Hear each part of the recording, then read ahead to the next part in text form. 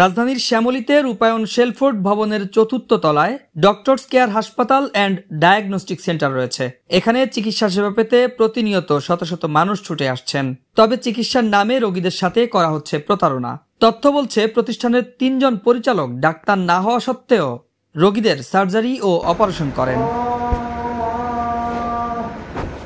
ভিডিওতে দেখা যাচ্ছে অ্যাপ্রন পরিধান করে ডাক্তারের স্থানে যারা অস্ত্রোপচার করছেন তারা মূলত কেউই ডাক্তার না। এরা হলেন অত্র প্রতিষ্ঠানের চেয়ারম্যান ও পরিচালক। ভিডিও ফুটেজ হাতে আসার পর আমরা হাজির হলাম ডক্টরস কেয়ার হাসপাতাল অ্যান্ড ডায়াগনস্টিক সেন্টারে। কথা বলতে চাই কর্তৃপক্ষের সাথে।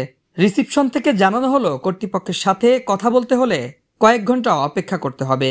মুঠোফোনে অত্র প্রতিষ্ঠানের চেয়ারম্যান দুলাল মিয়ার সাথে কথা বললে তিনি জানান, ভিডিও ফুটেজে আপনাদের কেউ দিছে, যে দিছে সে একজন অ্যানেস্থেসিয়া ডাক্তার, সে একটা শত্রুতা করে এই পাশে ডাক্তার ছিল, উনি শত্রুতা করে নিচে, কারণ ওনারে ডাকা হয় না এই জন্য। দীর্ঘ সময় অপেক্ষার পর দেখা মিলল হাসপাতালের পরিচালক কবির হোসেন ফারুকের সাথে।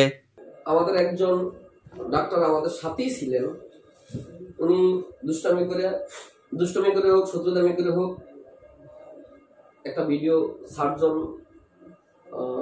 বা ওই যে ডাক্তার ব্যতীত অনেক সময় লোকালে ড্রেসিং করা হয়। রাস্তাঘাটে অ্যাক্সিডেন্ট হলে তো আমি যখন আসবে তখন ডাক্তারের জন্য ওয়েট করার সুযোগ নেই। হাসপাতালের এসব অনিয়ম আর সাধারণ মানুষের ভোগান্তি নিরসনে সংশ্লিষ্ট দপ্তর কি ব্যবস্থা নেবেন তা জানতে হাজির হলাম স্বাস্থ্য অধিদপ্তরে। চিকিৎসক ছাড়া সার্জারি কেউই করতে পারবে না, ১ নম্বর কথা।